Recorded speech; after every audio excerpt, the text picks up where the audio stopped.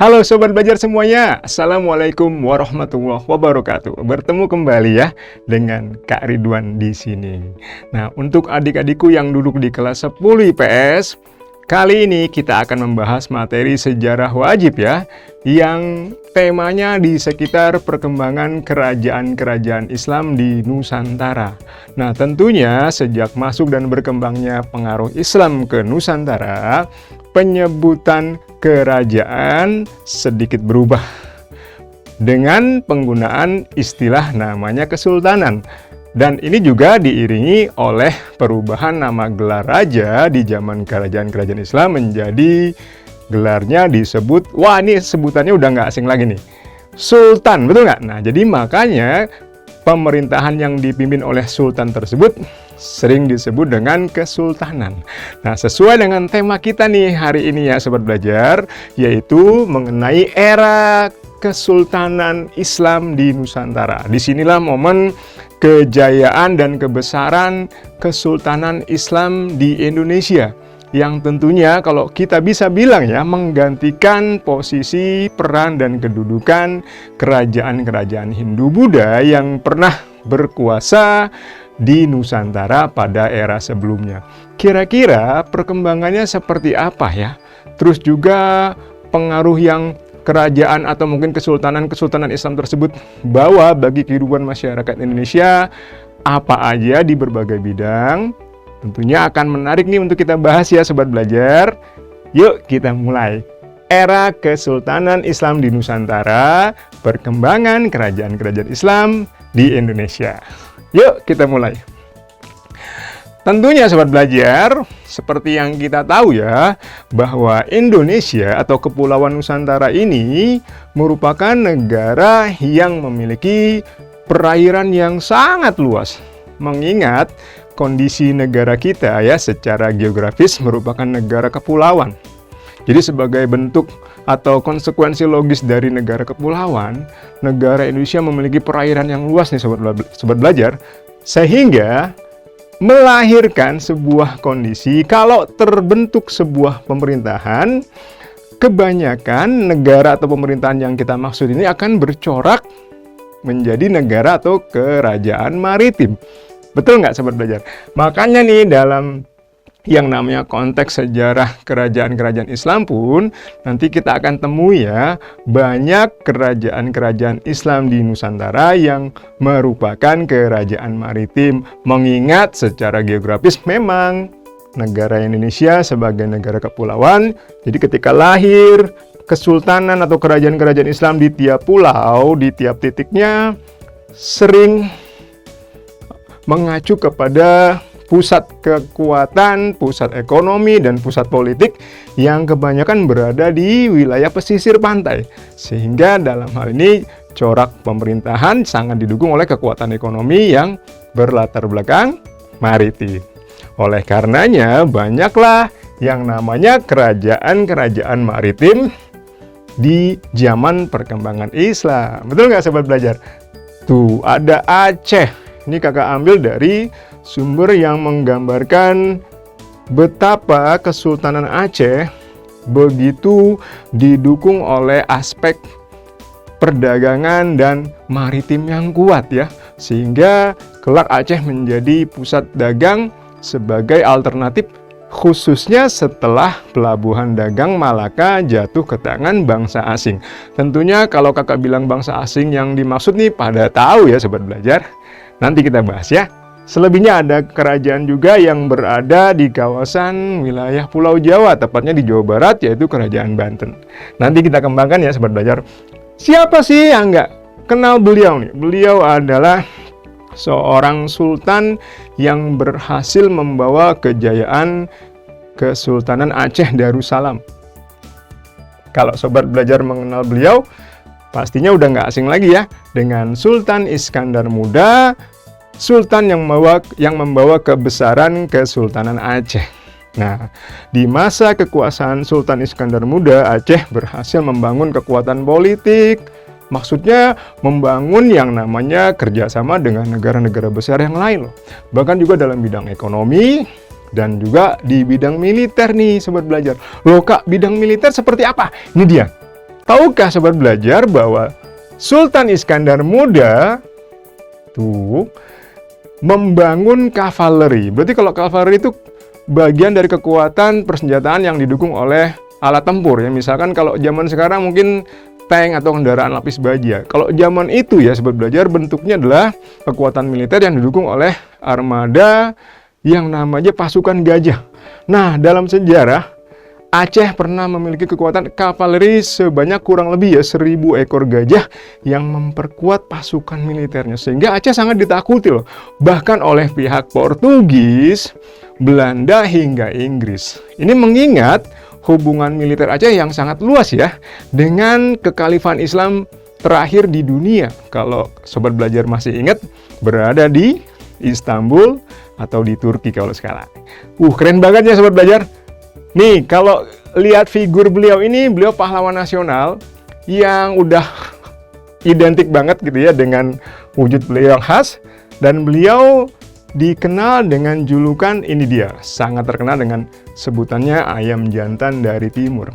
Nah, kira-kira siapa beliau? Kakak yakin sobat belajar udah nggak asing lagi. Tapi kira-kira ya siapa ya yang pertama kali memberi julukan tersebut? Betul nggak? Ayam jantan dari timur, kira-kira yang memberi julukan siapa? Keluarga beliau sendiri, rakyat beliau, atau mungkin pihak lain? Nah, kakak yakin sobat belajar sepertinya sudah tahu. Tapi nanti kita akan kembangkan ya. Kemudian nih sobat belajar, di era perkembangan kerajaan Islam juga, kalau kita melihat kondisi tonggak dimulainya ya, kira-kira sejak kapan sih Kak bahwa kejayaan Kesultanan Islam ini di Nusantara dimulai? Berarti kalau bilang kejayaan berarti masa-masa puncak ya sobat belajar, betul nggak? Kira-kira masa puncak Islam itu kapan dan mengapa zaman kerajaan itu disebutnya masa puncak? Makanya nanti kita akan kupas lebih jauh lagi nih.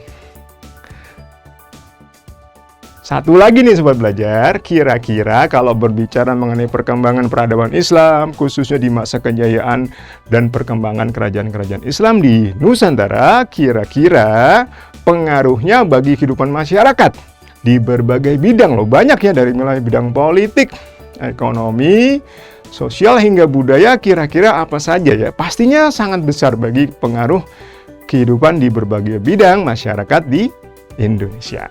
Dari mulai misalkan bidang-bidang yang hubungannya dengan masalah politik, ekonomi, hingga masalah-masalah budaya. Siapa yang nggak kenal tulisan dan bahasa Melayu yang sudah digunakan ya sejak zaman era perkembangan Islam di Nusantara sebagai bahasa pemersatu. Nah, itu menjadi salah satu bukti nih sobat belajar. Sebelum kita mulai, pokoknya nanti kita akan kembangkan dulu dari konsep dasarnya, sejak kapan dimulainya perkembangan kerajaan-kerajaan Islam. Tetapi ingat ya, kakak pengen sobat belajar tetap semangat. Jangan lupa terus giat belajar dan berlatih soal-soal, karena belajar sekarang mudah. Ayo belajar! Jangan lupa belajar, karena sekarang belajar itu mudah. Ayo belajar! Oke sobat belajar, yuk kita lanjut lagi bahas tentang perkembangan kerajaan-kerajaan Islam, atau kita nyebutnya kesultanan ya. Kesultanan Islam di Nusantara dengan pemimpinnya bergelar sultan. Nah, kalau kita mulai nih dari periode awal nih sobat belajar, diawali dengan proses masuk dan menyebarnya Islam di Indonesia.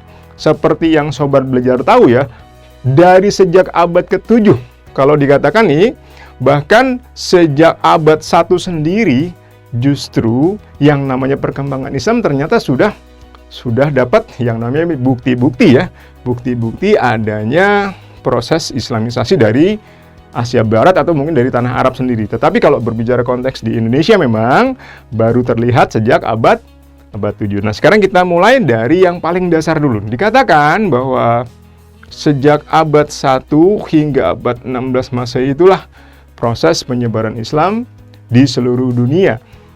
Nah, bersamaan dengan 9 tahun ya Rasulullah Shallallahu Alaihi Wasallam, Nabi Muhammad Shallallahu Alaihi Wasallam berdakwah secara terbuka ya, sekitar tahun 600 ya. Tahunnya tahun 625 Masehi dikatakan telah ada perkampungan Arab Islam di wilayah Barus. Nah, kalau sobat belajar pernah dengar ya yang namanya Barus, berarti kalau kakak bayangkan buat sobat belajar semua di sekitar pantai barat Sumatera ya, ada wilayah namanya Barus atau disebutnya Barus Fansur. Nah, disitulah bukti tertua munculnya pengaruh Islam di wilayah Indonesia nih sobat belajar. Letaknya di wilayah pantai barat Sumatera, di wilayah Barus Fansur. Di wilayah Barus Fansur itulah terdapat bukti masuk dan berkembangnya Islam pada awalnya di Indonesia yang berasal dari tahun 625 Masehi atau abad 7 ya. Buktinya berupa apa sih Kak? Berupa perkampungan Muslim dari para saudagar atau kita sebutnya pedagang ya, pedagang-pedagang Arab yang sudah menetap di wilayah Fansur pantai barat Sumatera nih sobat belajar. Seperti yang kita bayangkan dari beberapa teori tentang masuknya Islam, salah satunya adalah media perdagangan ya sobat belajar. Pernah kita bahas juga nih dalam pertemuan sebelumnya bahwa para pedagang-pedagang dari Arab yang diduga sudah masuk sejak abad 7 tersebut dan membentuk perkampungan Muslim banyak akhirnya melakukan interaksi dan beramalgamasi. Nah, kalau kakak sebut beramalgamasi berarti terjadi apa ya prosesnya, sobat belajar? Yaitu perkawinan silang, perkawinan campuran sebagai proses asimilasi antar penduduk lokal dengan para pendatang ya. Dan kebayang ya, sobat belajar, nanti keturunan-keturunan yang hasil dari persilangan perkawinan atau amalgamasi tadi merupakan keturunan yang sudah menganut agama Islam. Dan ini menjadi generasi awal Islam berkembang di Indonesia. Nah, menariknya ini sudah terjadi justru pada saat sedang berkuasanya era Hindu-Buddha, khususnya kerajaan yang namanya Sriwijaya. Betul nggak, sobat belajar? Abad 7 itu Sriwijaya menjadi pusat kekuatan politik, ekonomi, dan militer di kawasan Nusantara. Nah, justru di zaman-zaman Hindu-Buddha itu ya, Islam sudah masuk loh, Kak. Ini yang menarik.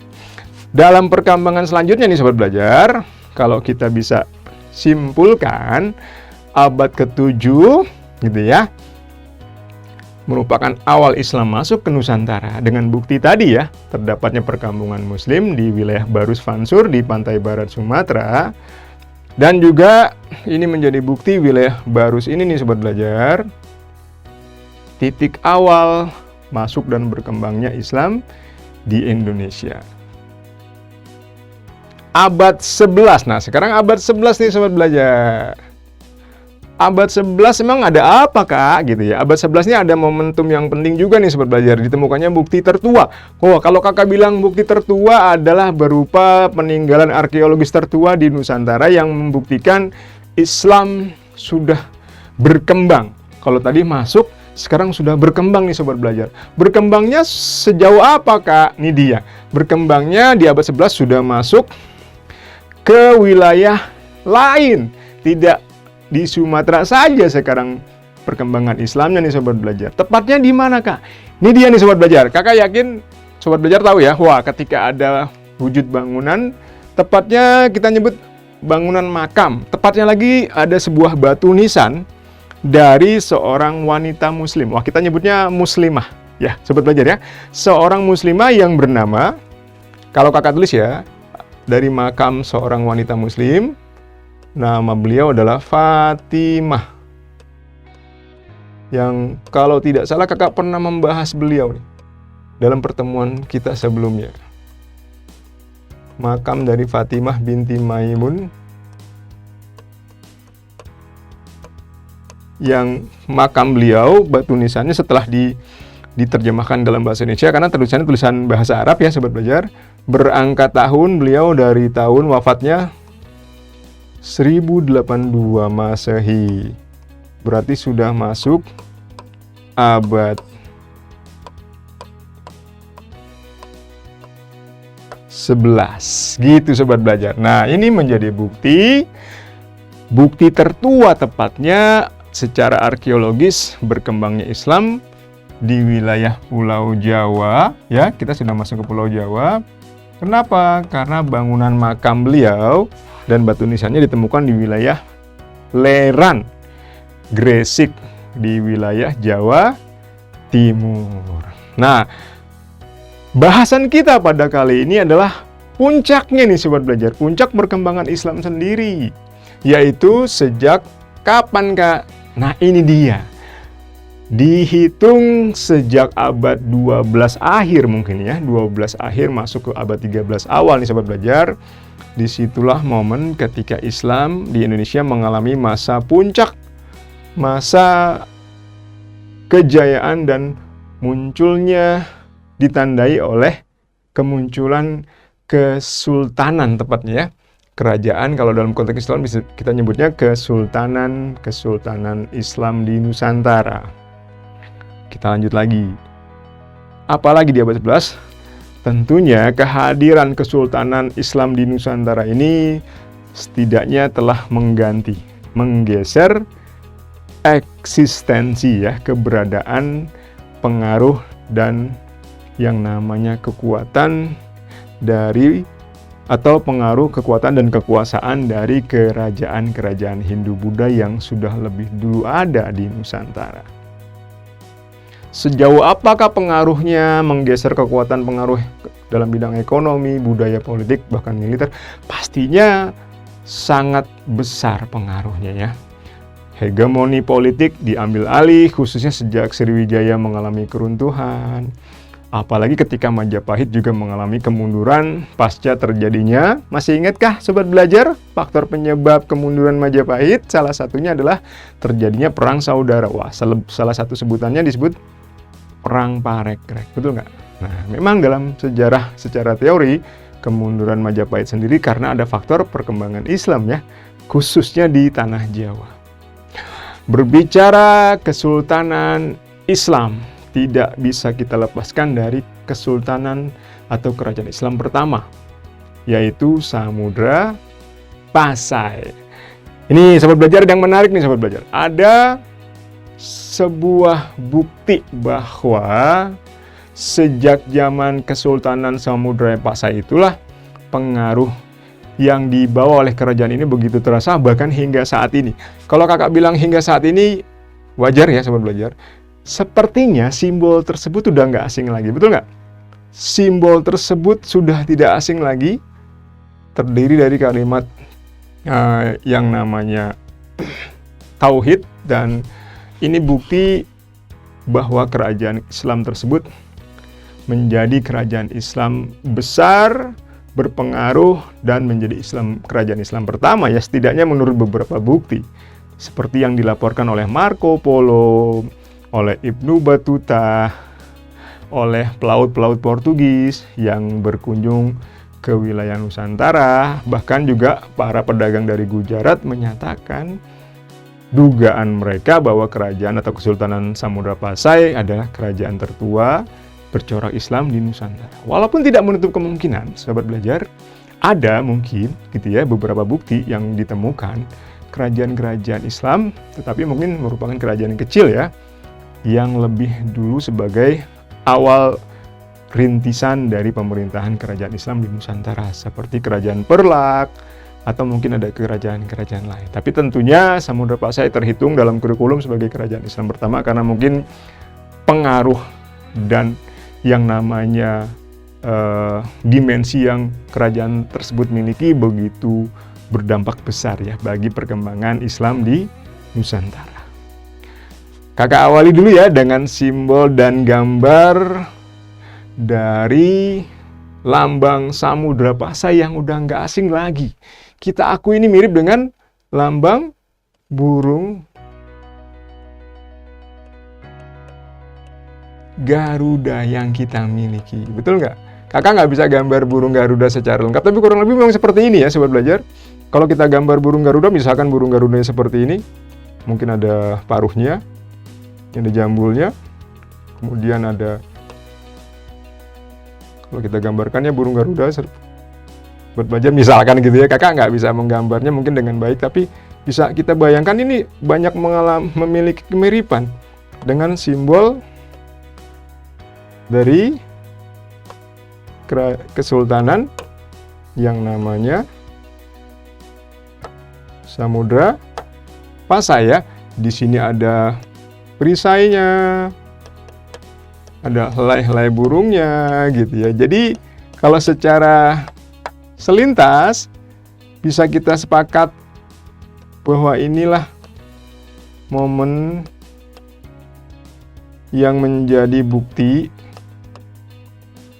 bahwa pengaruh Kesultanan Samudra Pasai begitu besar dalam sejarah bangsa ini ya. Misalkan kakak tulis ya, Bhinneka Tunggal Ika, wah misalkan seperti itu. Jadi udah nggak asing lagi ya sebenarnya sobat belajar, ada kaitannya ternyata lambang burung Garuda Pancasila bisa jadi ya, terinspirasi dari simbol atau lambang Kesultanan Samudra Pasai. Sekarang kakak hapus lagi ya sobat belajar. Kita lanjut yuk bahas tentang Samudra Pasai. Nah, Samudra Pasai sendiri berdiri sekitar abad 13, tahunnya mungkin tahun 1290-an gitu ya. Terletak di kawasan Lok Semawe di kawasan Aceh Utara diperkirakan ya kalau sekarang. Kemudian didirikan atau pendirinya adalah seorang Majapahit, keturunan raja dari Majapahit yang juga sekaligus keturunan dari raja-raja di Sriwijaya. Jadi unik ya. Ada perpaduan yang namanya unsur kekerabatan yang dimiliki oleh seorang pendirinya. Nama beliau adalah Marasilu yang ketika sudah masuk Islam bergelar Sultan Malik As-Saleh. Dan kelak beliau dapat julukan Raja Islam pertama, atau kita menyebutnya apa? Sultan pertama di Indonesia ya sobat belajar. Tuh dari makam beliau. Kemudian juga pusat perdagangan dan pusat kajian Islam menjadi peran yang tidak bisa dipisahkan dari Samudra Pasai. Kemudian surut atau mengalami kemunduran oleh adanya pelabuhan-pelabuhan baru serta runtuh akibat serangan Portugis atau Portugal. Lanjut, ada Kesultanan Malaka ya sobat belajar.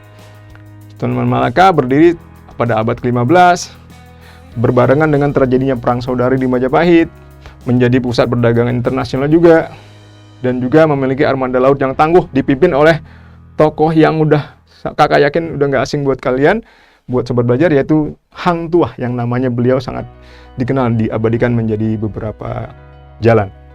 Pendirinya namanya Prameswara yang nanti bergelar Sultan Iskandar Shah dan kelak akan runtuh dikuasai oleh Portugal. Kita lanjut lagi ya sobat belajar. Aceh Darussalam dengan simbol dan lambang kerajaannya seperti itu kesultanannya. Pendirinya Sultan Ali Mughayat Shah juga berperan sebagai pusat perdagangan Islam dan penyebaran agama Islam, makanya Aceh dapat sebutan julukan Serambi Mekah ya. Selain dulu sebelumnya Samudra Pasai juga mendapatkan julukan yang sama, Serambi Mekah.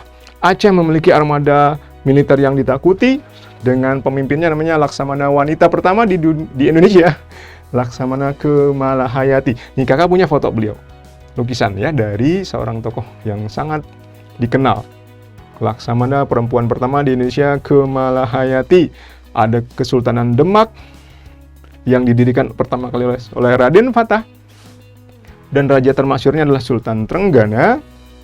Kelak Demak akan mengalami keruntuhan akibat perang saudara, perebutan tahta, dan peninggalannya sampai saat ini masih bisa kita rasakan ya. Masjid Agung Demak, Sokoguru, Piring Campa, Pintu Bledek, dan sebagainya dan sebagainya. Sultan Demak tadi sempat muncul gambar beliau, Raden Fatah. Selebihnya ada kerajaan Islam di wilayah Jawa Barat yang akan berperan juga sebagai pusat perdagangan penting di Pulau Jawa. Banten, simbol kerajaan Banten. Banten berdiri kurang lebih tahun 1522, pusatnya di Surosoan di wilayah Banten ya sobat belajar. Pendirinya Maulana Hasanuddin, putra dari Sunan Gunung Jati, salah satu wali Songo yang kita kenal ya sobat belajar. Selebihnya apa lagi nih sobat belajar? Puncak kejayaannya berada di masa Sultan Ageng Tirta Yasa dan runtuh setelah ditaklukkan oleh VOC. Beliaulah sosok dari Sultan Ageng Tirta Yasa. Kemudian ada kerajaan Ternate yang wilayahnya terdapat di Maluku Selatan. Sosok dari Ternate ini kakak punya nih sobat belajar. Nah, ini dah yang kita kenal dengan Sultan Babullah. Dan terakhir ada Kesultanan Tidore yang perannya sangat besar dalam perkembangan perdagangan di wilayah Indonesia Timur ya Sobat Belajar. Dengan sultannya juga yang tidak kalah terkenal namanya Sultan Nuku nih Sobat Belajar. Oke, kurang lebih bahasan kita hari ini juga ditutup dengan Kesultanan Makassar atau Goa Talo yang pemimpinnya namanya Sultan Hasanuddin. Dan beliau membawa kebesaran, tetapi di masa ketika beliau kalah oleh VOC, Kerajaan Makassar kekuasaannya jadi berakhir. Baik Sobat Belajar, sebagai penutupnya kita coba yuk latihan soal beberapa poin. Yang pertama, penyebaran Islam di Jawa semakin pesat seiring berdirinya kerajaan apa ya? Ingat ya Sobat Belajar, kerajaan Islam pertama di Pulau Jawa letaknya di Jawa Tengah, tepatnya didirikan oleh seorang keturunan Majapahit namanya Raden Patah. Wah, kira-kira kerajaan mana yang didirikan oleh Raden Patah? Betul. Mana lagi kalau bukan kerajaan Demak. Pinter. Yuk kita lanjut lagi ya Sobat Belajar. Nomor 2 nih. Nomor 2 berkaitan dengan Kesultanan Samudra Pasai yang memiliki gelar dan julukan sama dengan kerajaan Aceh, Kesultanan Aceh, yaitu Serambi Mekah ya. Jadi ingat, gelar Serambi Mekah sebutannya sebelum diberikan kepada Aceh, lebih dahulu dimiliki oleh Samudra Pasai. Nah, kira-kira kenapa ya Samudra Pasai menjadi kesultanan pertama yang dapat julukan Serambi Mekah? Apakah A, karena banyaknya penggunaan nama-nama Arab yang digunakan oleh masyarakat di sana? Apakah B, fisik orang-orang Samudra Pasai mirip dengan fisik orang Arab? Yang C, berkembangnya budaya Syiah yang memiliki kesamaan dengan wilayah di Iran, di Persia sana, atau banyaknya pedagang Arab dari Mekah yang melakukan aktivitas perdagangan di Pasai, atau malah yang terakhir nih Sobat Belajar, yaitu diterapkannya hukum atau syariat Islam dalam sendi-sendi kehidupan masyarakat Samudra Pasai. Mirip kayak yang terjadi di Aceh sekarang ya. Aceh saat ini menjadi salah satu provinsi istimewa yang menerapkan syariat Islam. Karena memang dalam sejarah, baik Aceh maupun Samudra Pasai merupakan masyarakat yang menerapkan syariat Islam secara total dan murni, sehingga dapat julukan yang namanya Serambi Mekah. Oke, kalau gitu jawabannya adalah yang E. Baik, sampai sini dulu ya Sobat Belajar pertemuan pada kesempatan kali ini. Semoga membuat kamu jadi tambah semangat belajar, karena sekarang belajar mudah. Ayo belajar! Jangan lupa belajar, karena sekarang belajar itu mudah. Ayo belajar!